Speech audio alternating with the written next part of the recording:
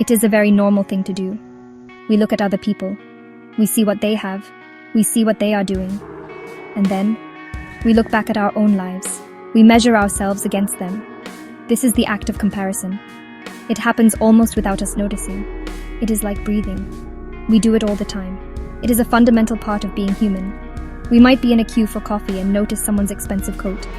We might be scrolling through pictures online and see a friend on a beautiful holiday. Suddenly, a little voice in our head starts to whisper questions. Why don't I have that? Why isn't my life like theirs? This habit is not a sign of weakness. It is a deep-seated instinct we all share, a quiet but constant presence in our minds. This tendency begins when we are very young. At school, we look at the grades of our classmates. We want to know who got the highest mark on the test. We compare our drawings in art class. We see who can run the fastest in the playground. These early experiences teach us to look outside of ourselves for a measure of our worth. We learn to rank ourselves. Am I clever? Am I popular? Am I good at sports? To answer these questions, we don't look inside. Instead, we look at the people around us. We use them as a mirror.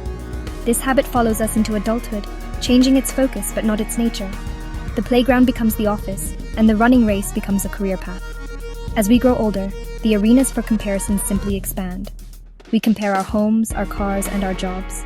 We look at the relationships of others and wonder if our own are as happy or as passionate. We see their successes and feel a pang of something we might not want to admit. Perhaps a little envy or a sense of falling behind. Social media has made this habit even more powerful. It is a constant stream of curated moments. We see the best parts of everyone else's lives, their perfect meals, their exotic travels, their smiling families. It is easy to forget that we are comparing our ordinary, everyday reality with their carefully selected highlights. This creates a very uneven and often unfair comparison. The truth is, no one is immune to this impulse. It crosses all cultures, ages, and backgrounds. The desire to know where we stand in relation to our peers is a powerful force. It shapes our ambitions and influences our feelings of satisfaction. We might wish we could simply turn it off, to live in a bubble where only our own progress matters. But this is not so simple. The impulse is tied to our deepest needs, the need to belong, the need to understand ourselves, and the need to improve. Acknowledging this universal habit is the first step. We can then begin to understand it better. We can learn to manage it, so it does not end up managing us and our happiness. So, why do we have this powerful need to compare? One of the main reasons is for self-evaluation. We often do not have an objective way to measure ourselves. How do I know if I am a good writer? I can compare my work to that of others. How do I know if I am working hard enough? I can look at the efforts of my colleagues. Comparison gives us a frame of reference. It provides us with a benchmark. Without these external points, we might feel lost. We would not know if we are on the right track or if we need to change our approach. This is a very practical reason. We compare to gather information about ourselves and our place in the world. It helps us navigate the complexities of social life. Another deep reason is our need to belong. Humans are social creatures. We have a fundamental desire to be part of a group. To fit in, we need to understand the group's norms and expectations. We observe others to see what is considered normal or acceptable. What clothes are people wearing? What are they talking about? What do they value? By comparing ourselves to the group, we can adjust our own behavior to align with it. This can be very helpful for social harmony. It stops us from being complete outsiders. This instinct helped our ancestors survive. Conforming to the tribe was often a matter of life and death. That ancient wiring is still very much a part of our modern brains today. Of course, comparison is also deeply linked to the idea of success. Our society often defines success in competitive terms. To be successful often means to be better than others. We are taught to strive for the top spot, the highest salary, the biggest house. This creates a competitive mindset. We look at others not just to fit in, but to get ahead. We see someone with a promotion and think, I should be there too. We see a neighbor's new car and feel a desire to have one that is just as good, or perhaps even better. This drive for status can be a powerful motivator. It can push us to achieve great things, but it can also trap us in a never-ending race for more. Finally, we compare ourselves to others as a way to learn and grow. When we see someone who is skilled at something we want to do, they can become a role model. A young musician might listen to a famous pianist and feel inspired. They can analyze the master's technique and try to emulate it. They use the comparison as a tool for improvement. In this way, looking at others can be a source of motivation. It can show us what is possible. It can give us a clear goal to work towards. This positive side of comparison is important. It reminds us that looking at others is not always a negative or destructive act. It can be a very useful and constructive part of our personal development. Comparison can sometimes be a helpful force in our lives. When we see someone achieve something great, it can ignite a spark within us. It can make us believe that we too can achieve more. Imagine a student who sees a friend studying hard and getting good grades. This might motivate them to spend more time on their own homework. This is called upward comparison. We look at someone who is doing better than us, and we feel inspired to improve ourselves. It can push us out of our comfort zone. It can encourage us to set higher goals. In this sense, comparison can be a catalyst for positive change. It can be the gentle push we need to work harder and reach our full potential. However, this sword has a very sharp other edge. The same upward comparison that inspires one person can make another feel terrible. Instead of feeling motivated, we might feel jealousy. We might feel inadequate. We see the success of others not as an inspiration, but as a painful reminder of our own perceived failures.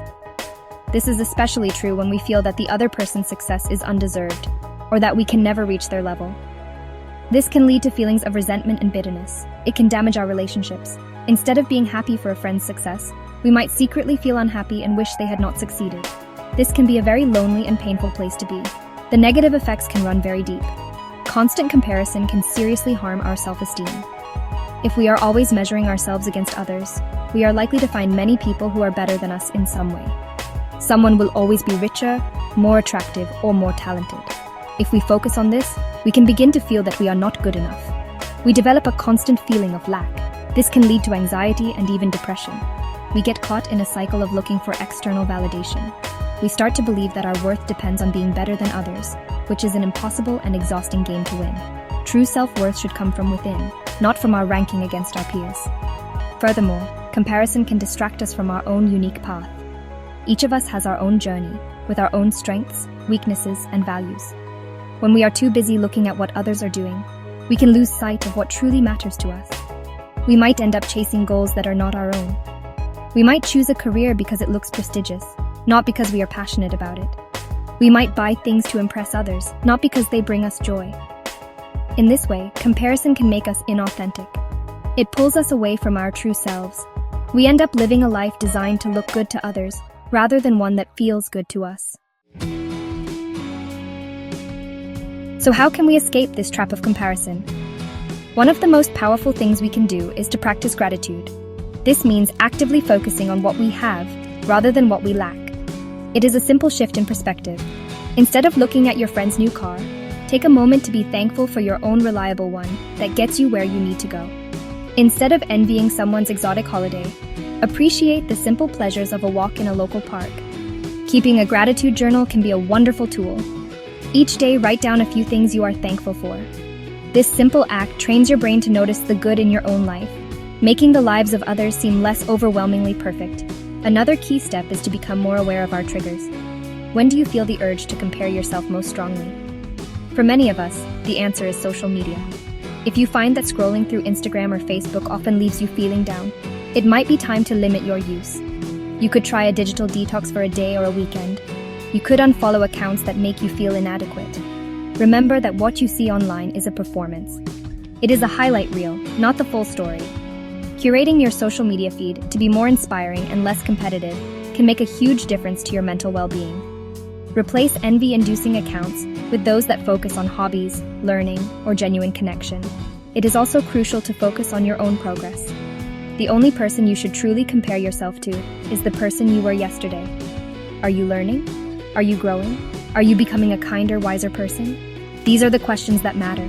Set your own personal goals based on your own values and aspirations. Celebrate your own small victories. Did you finish a difficult task at work?